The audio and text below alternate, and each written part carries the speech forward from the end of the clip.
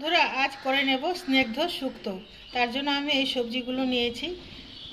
আছে সজনা, পেঁপে, কুমড়ো, করলা, মোচা, শিম, বেগুন, কাঁচা কলা, ফুলকপি, রাঙা আলু, পটল।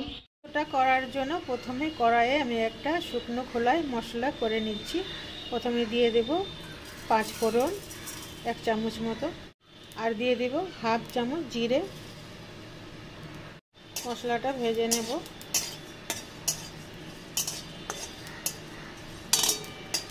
ভাজা হয়ে গিয়েছে, এবার নামিয়ে নেব। বিউলির ডাল সারা রাত ভিজিয়ে রেখেছিলাম, এবার বেটে নেব। লবণ মিশিয়ে এখন বড়া ভেজে নেব। তোমরা বড়ি দিয়েও করতে পারো। সরষের তেল গরম করে নিয়েছি, বড়া ভেজে নেব। আমি বিউলির ডালের বড়িগুলো ভেজে নেব।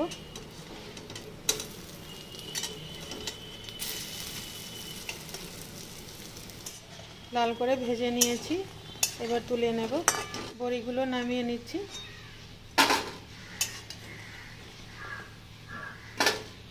বেগুন ভেজে নেব, প্রথমে পটলটা ভেজে নেব, ফুলকপিটাও ভেজে নেব। বেগুন ভেজে নিয়েছি, তুলে নেব। এই সবজিও ভাজা হয়ে গিয়েছে, তুলে নেব।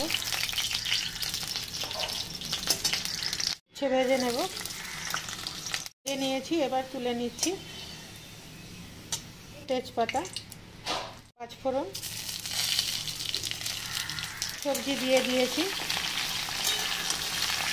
ভালো করে মিশিয়ে নেব। এর মতো লবণ দিয়ে দেব, মিশিয়ে নেব। 5 মিনিট ঢেকে দেব। কটাতে এখন 1 টুকরো আদা আর 1 চামচ রাঁধুনি বেটে নেব। এবার কিছুটা পোস্ত বেটে নেব।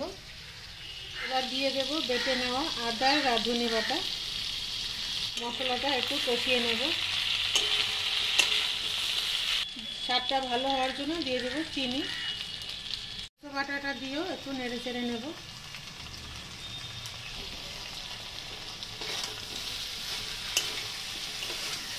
দেওয়ার ফলে তরকারিগুলো সেদ্ধ হয়ে গিয়েছে। পোস্ত বাটা দিয়ে কিছুক্ষণ ভেজে নিয়েছি। এবার দিয়ে দিব দুধ। 1 কাপ দুধ দিয়েছি, আর 1 কাপই জল দিয়ে দেব। করে মিশিয়ে নেব। মিশিয়ে নিয়েছি। এবার দিয়ে দিব ভেজে রাখা বড়া, বেগুন, পটল, ফুলকপি আর উচ্ছে। মিশিয়ে নেব। মিশিয়ে কিছুক্ষণ জাল দিয়ে নেব। শুক্তোটা হয়ে এসছে। এখন আমি দিয়ে দেব আগে থেকে যে ভেজে গুঁড়ো করে নিয়েছি মশলাটা, এখন ছড়িয়ে দেব। আর দিয়ে দেব 1 চামচ ঘি। শুক্তোটা এবার নামিয়ে নেব। তবে তোমরা তৈরি করে নাও স্নিগ্ধ শুক্তো। আমার এই রেসিপি তোমাদের ভালো লাগলে লাইক, কমেন্ট, শেয়ার করো। আমার চ্যানেলটাকে সাবস্ক্রাইব করো।